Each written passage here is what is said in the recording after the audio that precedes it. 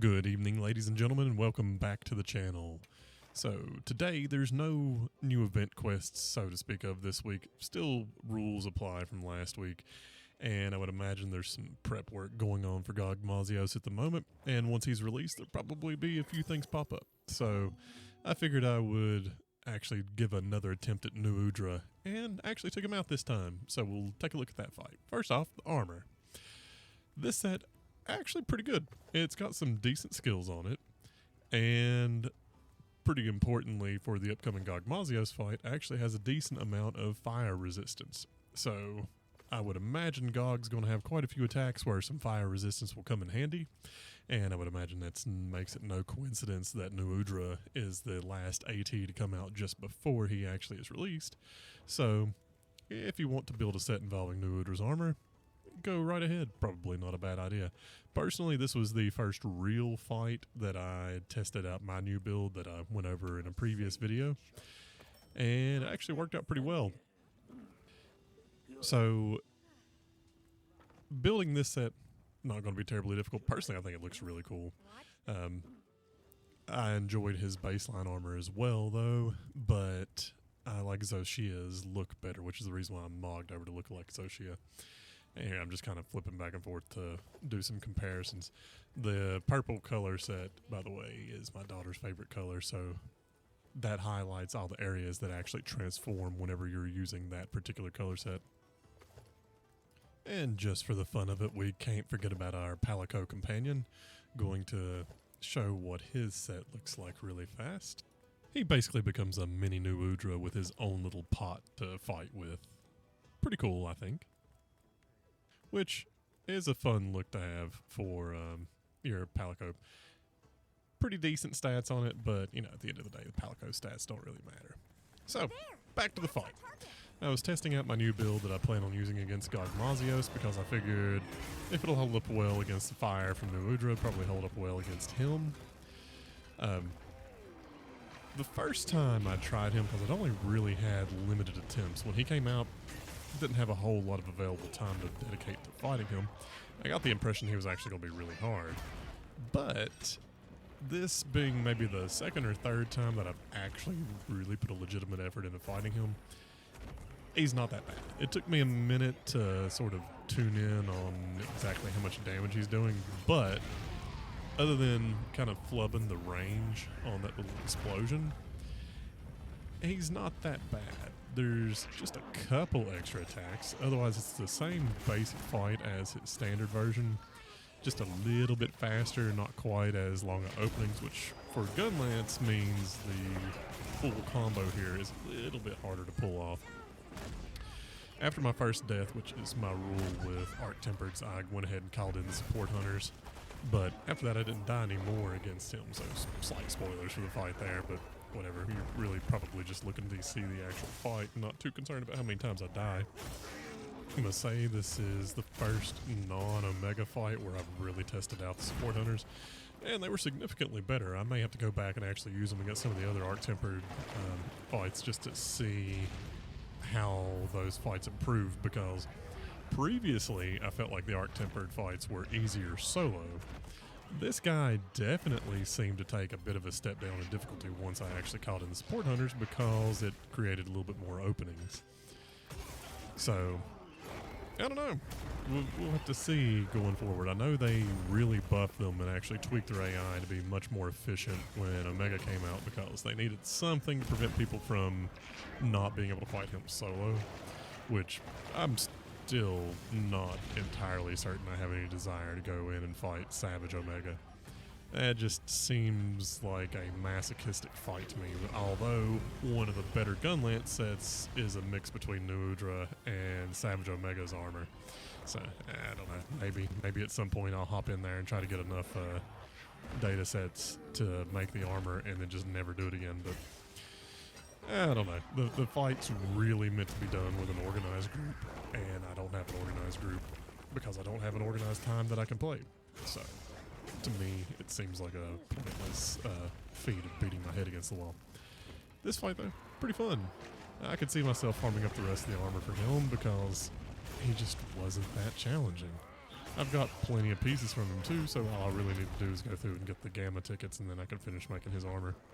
It's a shame they really didn't provide any weapons for the ATs. I know they didn't do it in World either, but it'd have been really cool to have a slight upgrade for their baseline weapons and give them a little bit of a power boost. That way there was something that at least rivaled the Ardian weapons.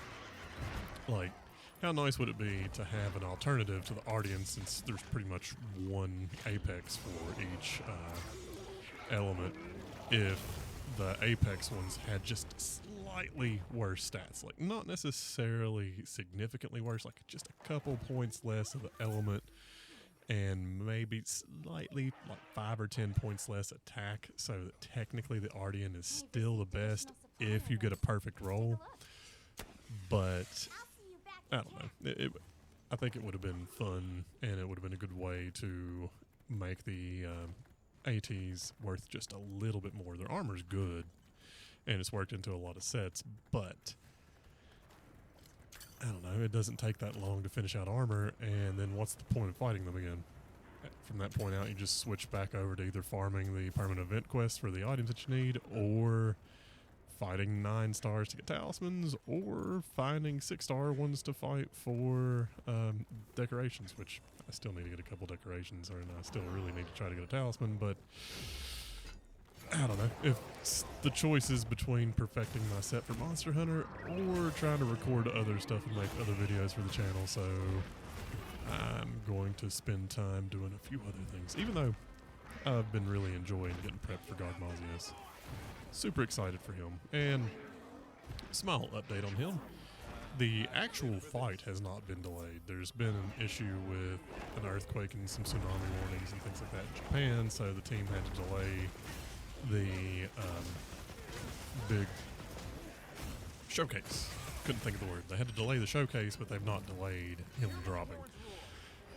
I would suspect that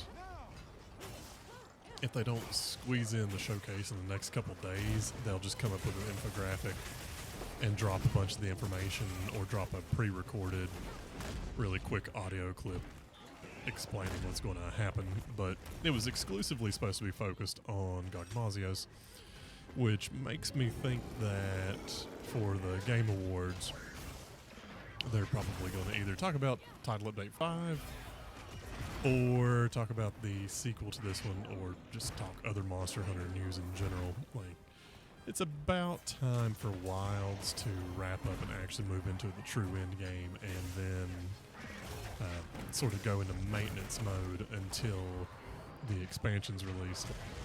I could have sworn at some point that they actually confirmed that there was supposed to be a Title Update 5, but now I can't really seem to find any info on that.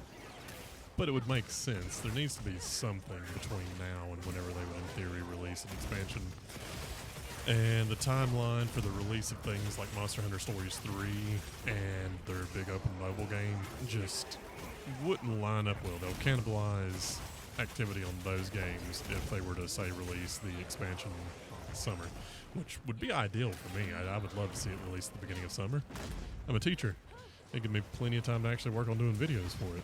And you bet I would. But I don't know. I could have sworn there was going to be a 5. It would make some sense. Like, stretch out the timeline a little bit. Be a lot longer before they do the 5th title update. But let it have something like a hard mode Gogmazios, or an AT Ultra form of Arkveld. Although, contrary to what some people seem to think, just because something's the flagship doesn't mean it's going to be the ultimate fight in the game. That's happened sort of a few times before, but not every single time. So, just because he was the flagship doesn't mean he's going to be the hardest fight. Rathalos was the flagship of the original game, far from the hardest fight in the original game. Anyway, that aside, you can kick back and watch the rest of this fight if you'd like. It actually is not that bad. It's kind of slow, but that's just because my timing is kind of slow. It's the first time I fumbled my way through it. Not a very clear attempt. Not a very clean attempt, I mean, but still get him down, run through a bunch of resources, but it was pretty fun. I could see this one getting some really quick times with just a little bit of practice. Anyway, have a good night, and remember, if I can beat it, so can you.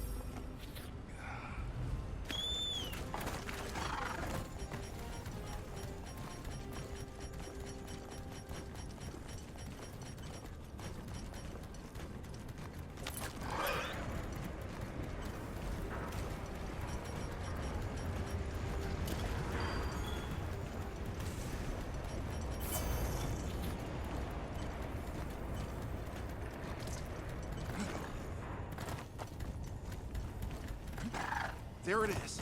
Ready whenever you are.